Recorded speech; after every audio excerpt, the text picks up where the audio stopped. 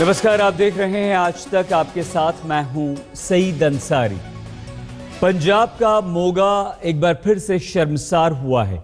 बस कांड में 13 साल की मासूम बच्ची से छेड़छाड़ करने और उसकी मां समेत उस बच्ची को चलती बस से फेंक देने की घटना के 24 घंटे भी नहीं बीते थे कि मोगा में एक युवती के साथ 10 लोगों के गैंग रेप का एक नया मामला सामने आया।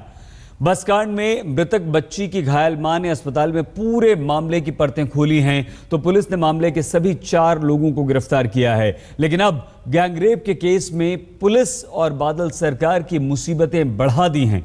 गैंगरेप की शिकार युवती की मेडिकल जांच में रेप की पुष्टि हुई है और पुलिस ने 12 लोगों के खिलाफ मामला दर्ज करके तफ्तीश शुरू कर दी है। हालांकि सभी फरार हैं और पुलिस के पास इन 12 लोगों का कोई सुराग नहीं है। लेकिन 24 घंटों के अंदर इन 2 घटनाओं के होने से मोगा तो शर्मसार हुआ ही है, लेकिन पंजाब में महिलाओं की सुरक्षा पर सवाल खड़े हो चुके हैं और प्रकाश सिंह बादल की सरकार कटघरे में है।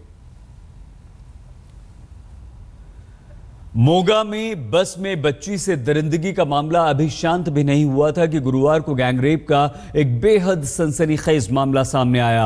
एक युवती के साथ 10 लोगों ने गैंगरेप किया। लड़की की शिकायत पर पुलिस ने 12 लोगों के खिलाफ रेप और साजिश का मामला तो दर्ज किया है, लेकिन किसी के खिलाफ कोई सबूत या कोई सुराग पुलिस के पास अभी तक नहीं है। मेडिकल जांच में लड़की के साथ बलात्कार की पुष्टि भी हुई है, लेकिन पुलिस के हाथ अभी तक खाली।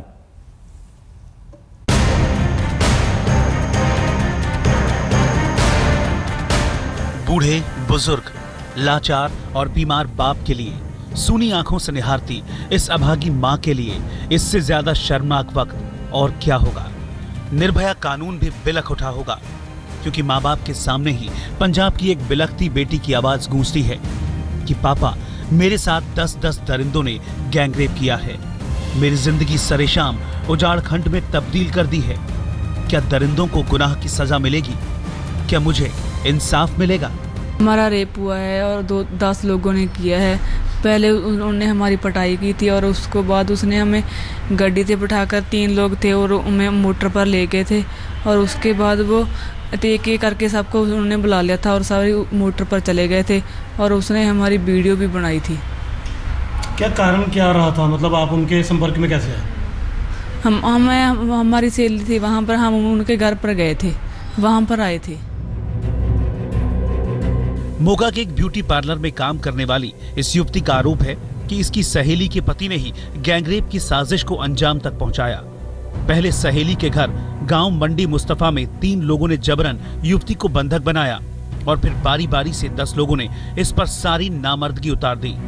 युवती अब माता पिता के साथ मोगा के सिविल अस्पताल में भर्ती है, जहां डॉक्टरों ने रेप की पुष्टि कर दी है।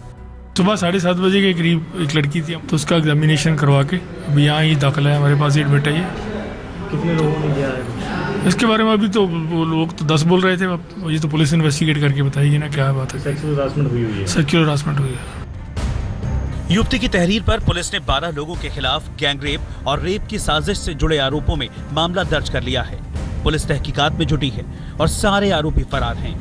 कानून व्यवस्था से भरोसा हो चुके बुजुर्ग पिता अब पुलिस की सक्रियता पर सवाल उठाने लगे हैं। कोई इंसान चाहिए सानू अपनों ये कार्रवाई पूरी होनी चाहिए जी। पुलिस ने कार्रवाई से संतुष्ट नहीं है? वो चाहिए सी कहना बयान लेके जो तो मुड़ गई, मुड़ के तो कुछ अभी तक अरेस्ट नहीं किया? हाँ जी, हाँ। क्या चाहते हैं आप? अरेस्ट हो चाहिए ये अपना, जल्द बंदे पकड़े जान हो। युवती के मुताबिक बलात्कार के 10 आरोपियों ने उसे काफी मारा पीटा और गैंगरेप की वीडियो फिल्म तक बना ली। जाहिर तौर पर अब सवाल पंजाब पुलिस के सामने है कि मोगा में पुलिस लड़कियों से मुंह क्यों चुरा रही है। प्रशासन और कानून लड़कियों को महफूज रखने की बजाय क्यों खुद में सवाल बन गया है। सतेंद्र चौहान, मोगा, आज तक। मोगा में बस में मासूम बच्ची से छेड़खानी करने और फिर उसे चलती बस से मां समेत फेंक देने की घटना के सभी 4 आरोपियों को पुलिस ने गिरफ्तार कर लिया है। मोगा के सिविल अस्पताल में भर्ती मृतक बच्ची की मां ने वारदात की पूरी कहानी बयां कर बादल सरकार के खिलाफ राजनीतिक विरोध को एक नई ताकत दे दी है। जिस बस में वारदात हुई वो बस मुख्यमंत्री प्रकाश सिंह बादल के परिवार की है।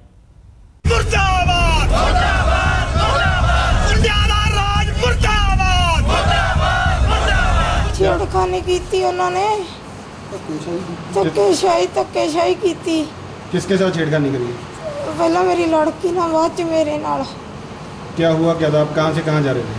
ਅਸੀਂ गुरु के कोठे जा रहे सीगे।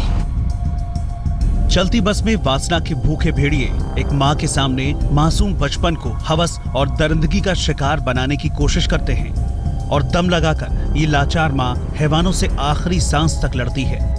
बेटी अब संसार में नहीं है। माँ को गम है कि बेटी की इज्जत तो बचा ली, लेकिन उसकी जिंदगी नहीं बचा पाई। अब इस माँ की जुबान से निकल रही वारदात की कहानी का एक एक कतरा बादल सरकार के खिलाफ बढ़ते जनाक्रोश के खतरे की घंटी बन चुका है। मेरे छेड़खानी की थी उन्होंने। फिर उस तो बाद तुसी की क्या? ਅਸੀਂ ਕੀ ਕਹਿਣਾ ਵੀਰੇ, ਸਾਨੂੰ ਇਹਨਾਂ ਹੱਥੋਂ ਪਾਈ ਹੋਏ ਤੇ ਸਾਡੇ ਤੋਂ ਔਰਤਾਂ ਕਰ ਕਿਸੇ ਕੁਝ ਹੋਇਆ ਨਹੀਂ। ਉਹ ਬੰਦੇ ਸੀਗੇ ਤੇ ਬੱਸ ਦੇ ਵਿੱਚ ਕਿਸੇ ਨੇ ਰੋਕਿਆ ਨਹੀਂ? ਕਿਸੇ ਨੇ ਨਹੀਂ ਰੋਕਿਆ ਵੀਰੇ। ये माँ अपनी नाबालिग बच्ची के साथ मोगा में एक बस में सवार हुई और जैसे ही बस शहर के बाहर पहुंची, कंडक्टर और उसके साथी मासूम बच्ची से घिनौनेपन पर उतर आए। माँ ने भरसक विरोध किया, बच्ची ने भी चीख पुकार मचाई, जिसका नतीजा ये निकला कि हैवानों ने माँ बेटी को चलती बस से नीचे फेंक दिया। अब सियासत इस बात पर गरमाई है कि जिस बस में ये वारदात हुई वो बस मुख्यमंत्री प्रकाश सिंह बादल के परिवार के ट्रांसपोर्ट बिजनेस से जुड़ी है। बादल की ट्रांसपोर्ट है, आपके परिवार की ट्रांसपोर्ट है, तो इस तरह की गुंडागर्दी अगर आपकी ट्रांसपोर्ट में हो रही है तो और पंजाब का क्या? भैया बदकिस्मती से हमारी बस, मैं तो कभी दिलचस्पी नहीं, चलो कोई कह दो बस में हो गया और बसों में भी हो जाता है, लेकिन मैं इसको अच्छा नहीं समझता। और इससे ज्यादा क्या कर सकते हैं? कोई गलती कर ले, हिमालयन ब्लंडर है, बहुत बड़ा जुल्म है, बहुत बड़ा पाप है। मैं आपसे सहमत। ये किसका ट्रांसपोर्ट है, क्या है, ये तो इसका सारा मैं चेक कराती हूँ। जहाँ तक मुझे पता है कि ऐसे मैंने अखबार में आपके जैसे पढ़ा और मुझे ये इन्फॉर्मेशन मिली है कि सबसे पहले मैं इस दुर्घटना की कठोर निंदा करती हूँ। पुलिस भी इन पर कोई कार्रवाई नहीं कर सकती क्योंकि सत्ताधारी पार्टी की बसें हैं और जो अगर पुलिस वाला कोई उनके चालान करने की कोशिश करे या रोकने की कोशिश करे तो उसको अपनी नौकरी जो है गंवानी पड़ती है। तो ये सरकारी गुंडागर्दी की इंतहा है। आज पार्लियामेंट में जोर शोर से ये मुद्दा उठाएंगे। हरसिमरत कौर बादल जो है मंत्री हैं, वो इन बसों की मालकिन है। मामले में पुलिस ने बस कंडक्टर समेत 4 आरोपियों के खिलाफ केस दर्ज कर सभी को गिरफ्तार कर लिया है। लेकिन राजनीति के अखाड़े में नई मांग ये उठ गई है कि बस मालिकों के खिलाफ भी केस दर्ज किया जाए। हमारी मांग है honourable chief justice of the Punjab and Haryana high court से कि इस एडमिनिस्ट्रेशन ने इस जंगल राज में कुछ भी लोगों को जस्टिस नहीं देनी। आप कृपा करके सुओ मोटो लो और सुओ मोटो लेकर जो भी एक्शन बनता है, मैं समझता हूं कि 302 आईपीसी के अधीन सुखबीर सिंह बादल पर केस रजिस्टर हो और उसकी इमीडिएट गिरफ्तारी होनी चाहिए। ये हमारी सभी की डिमांड है। मुजरिम गिरफ्तार नहीं हो जाते और ये वास्ते प्रशासन को मैं कह देता है कि जब तक ये 3 दिनों के अंदर सारे मुजरिम गिरफ्तार करो, अदरवाइज प्रशासन के खिलाफ कार्रवाई होगी। सिविल अस्पताल में बहादुर मां के जख्मों पर राजनीति के इन बयानों से मरहम कितना लगेगा, ये सवाल अपनी जगह है। लेकिन असल सवाल ये है कि आखिर मोगा समेत पंजाब के दूसरे इलाकों में लड़कियां और महिलाओं पर नजरें गड़ाए बैठे हैवानों पर गाज कौन गिराएगा? आधी आबादी को महफूज होने का एहसास कौन कराएगा? चंडीगढ़ से सत्येंद्र चौहान के साथ अवतार सिंह, मोगा, आज तक। और आइए अब हम आपको दिखाते हैं कि आखिर मोगा बस से छेड़खानी कांड का पूरा ब्यौरा क्या है। मोगा में कैसे मां बेटी अपनी मंजिल तक जाने के लिए बस में चढ़ते हैं और दिल्ली के निर्भया कांड की तरह बस कंडक्टर और उसके दोस्त हैवानियत पर उतर आते हैं।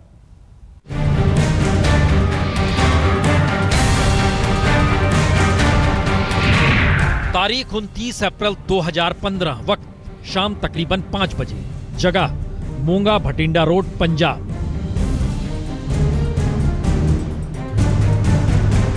मोगा भटिंडा के बीच चलने वाली ऑर्बिट बस सर्विस की यही बस मोगा से भटिंडा की तरफ जा रही थी। कोटकपूरा बाईपास के पास 3 सवारियां बस का इंतजार कर रही थी। करीब 38 साल की एक महिला अपनी 13 साल की बेटी और 14 साल के बेटे के साथ गुरसर कोठे तक जाने के लिए इसी बस पर सवार हो गई। बस जैसे ही शहर की हद को पार कर हाईवे पर आई और तेजी से चलना शुरू हुई, वैसे ही अचानक बस में सवार दो लड़के लड़की को छेड़ना शुरू करते हैं।